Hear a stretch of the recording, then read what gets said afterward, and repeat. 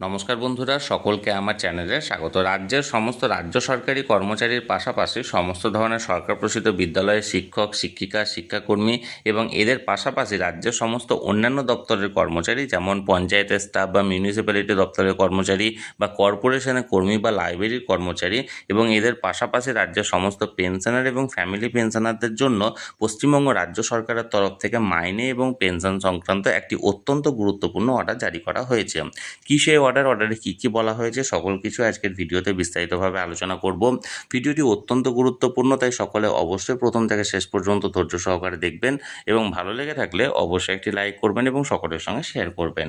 আর সেই সাথে এই চ্যানেলে যদি প্রথমবার হয়ে থাকেন এই রকমের ইনফরমেটিভ ভিডিও আরও দেখার জন্য যারা এখনও পর্যন্ত এই চ্যানেলটিকে সাবস্ক্রাইব করেননি তারা অবশ্যই চ্যানেলটিকে সাবস্ক্রাইব করে নিতে ভুলবেন না।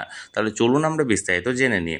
দেখুন, এই অর্ডারটি মূলত রাজ্যের সমস্ত ধরনের সরকারি কর্মচারী এবং সমস্ত ধরনের পেনশনার বা ফ্যামিলি পেনশনাররা তাদের আগস্ট মাসের স্যালারি বা পেনশনটি কবে নাগাদ তাদের অ্যাকাউন্টে পেতে চলেছেন সেই সংক্রান্ত। তাহলে চলুন আমরা এক এক করে জেনে নিই যে কোন ধরনের কর্মীরা এবং পেনশনাররা কবে নাগাদ স্যালারি বা পেনশন পাচ্ছেন। সর্বপ্রথমে আমরা জানবো রাজ্যের সমস্ত ধরনের রাজ্য সরকারি কর্মচারীদের ব্যাপারে। রাজ্যের সমস্ত রাজ্য সরকারি কর্মীরা তাদের আগস্ট মাসের স্যালারিটি তাদের অ্যাকাউন্টে পেতে চলেছেন আগামী 29শে আগস্ট শনিবারের দিন, অর্থাৎ আগস্ট মাস শেষ হওয়ার দুদিন আগেই তাদের অ্যাকাউন্টে ক্রেডিট হয়ে যাবে আগস্ট মাসের স্যালারিটি।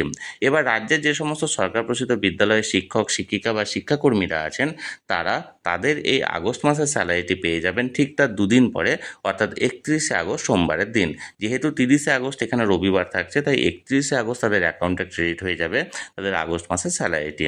এরপর রাজ্যের যে সমস্ত অন্যান্য গ্র্যান্টিন এর সংস্থার কর্মচারীরা আছেন, যেমন ধরুন পঞ্চায়েতের স্টাফ বা মিউনিসিপ্যালিটি দপ্তরের কর্মচারী বা কর্পোরেশনের কর্মী বা লাইব্রেরির কর্মীরা, তারা তাদের আগস্ট মাসের স্যালারিটি তাদের অ্যাকাউন্টে পেতে চলেছেন ওই একই দিনে, অর্থাৎ আগামী 31শে আগস্ট সোমবারের দিন। এবার রাজ্যের যে সমস্ত পেনশনার বা ফ্যামিলি পেনশনাররা আছেন তারা তাদের এই আগস্ট মাসের পেনশন বা ফ্যামিলি পেনশনটি হাতে পেতে চলেছেন আগামী 1 সেপ্টেম্বর মঙ্গলবারের দিন, অর্থাৎ আগস্ট মাস শেষের পর সেপ্টেম্বরের 1 তারিখে তাদের অ্যাকাউন্টে ক্রেডিট হয়ে যাবে তাদের এই যে আগস্ট মাসের পেনশনটি।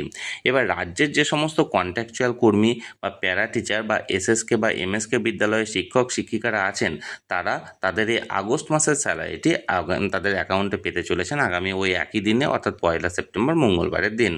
এরপর রাজ্যের যে সমস্ত বিভিন্ন মানবিক প্রকল্পের উপভোক্তা আছেন, যেমন অন্নপূর্ণা ভাণ্ডার, বিধবা ভাতা, বার্ধক্য ভাতা সহ আরও অন্যান্য যে সমস্ত মানবিক প্রকল্পের উপভোক্তারা আছেন তারা বিভিন্ন জেলা অনুযায়ী আগামী 16 থেকে 19শে সেপ্টেম্বরের মধ্যে নিজেদের আগস্ট মাসের টাকাটি তারা অ্যাকাউন্টে পেয়ে যাবেন। তাহলে বন্ধুরা, এক কথায় বলতে গেলে রাজ্যের যে সমস্ত রাজ্য সরকারি কর্মচারীরা আছেন তারা তাদের আগস্ট মাসের স্যালারিটি পাচ্ছেন আগামী 29শে আগস্ট শনিবারের দিন।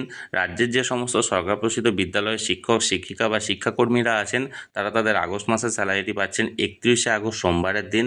রাজ্যের যে সমস্ত অন্যান্য গ্র্যান্টিনের সংস্থার কর্মচারীরা আছেন তারা ওই একই দিনে, অর্থাৎ 31শে আগস্ট সোমবারের দিন নিজেদের স্যালারিটি পাচ্ছেন।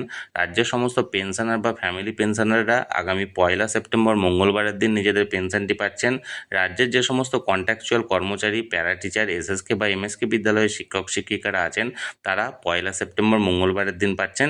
এবং যে সমস্ত মানবিক প্রকল্পের উপভোক্তারা আছেন তারা আগামী 16 থেকে 19শে সেপ্টেম্বরের মধ্যে নিজেদের আগস্ট মাসের টাকাটি হাতে পেয়ে যাবেন বা অ্যাকাউন্টে পেয়ে যাবেন। তাহলে বন্ধুরা, এখানে যে অর্ডারটি জারি করা হয়েছিল মাইনে এবং পেনশন সংক্রান্ত সেটি আমি আপনাদের সামনে তুলে ধরলাম।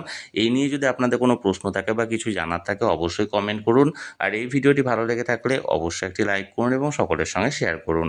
আর সেই সাথে এই চ্যানেলে যদি প্রথমবার হয়ে থাকেন এই রকমের ইনফরমেটিভ ভিডিও আরও দেখার জন্য যারা এখনও পর্যন্ত এই চ্যানেলটিকে সাবস্ক্রাইব করেননি তারা অবশ্যই চ্যানেলটিকে সাবস্ক্রাইব করে রাখুন। ধন্যবাদ, দেখা হচ্ছে পরের ভিডিওতে।